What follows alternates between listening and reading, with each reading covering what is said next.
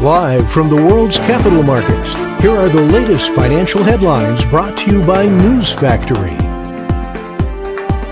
Hello and welcome to Friday's Daily Financial Report.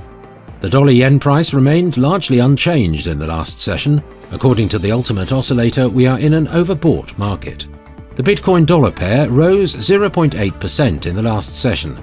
According to the Williams indicator, we are in an overbought market. The gold-dollar pair traded sideways in the last session. The ROC is giving a positive signal.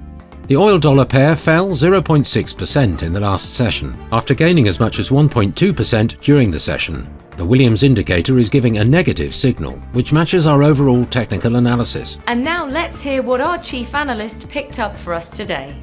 The International Energy Agency boosted forecasts for global oil demand as China reopens its economy following years of anti-COVID lockdowns. The agency raised global demand estimates by a hefty 500,000 barrels a day for the first quarter.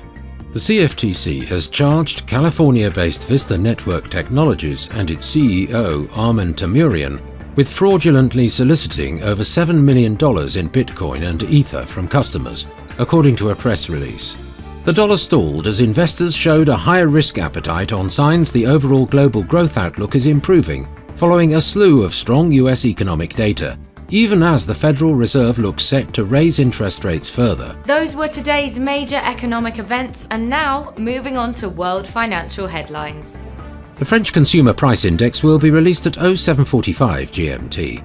The UK's retail sales at 0700 hours GMT. The Eurozone's current account at 0900 hours GMT. The US Baker Hughes US oil rig count will be released at 1800 hours GMT. Germany's Producer Price Index at 0700 hours GMT. The US Import Price Index at 1330 GMT. We hope that you've enjoyed Friday's Market Outlook.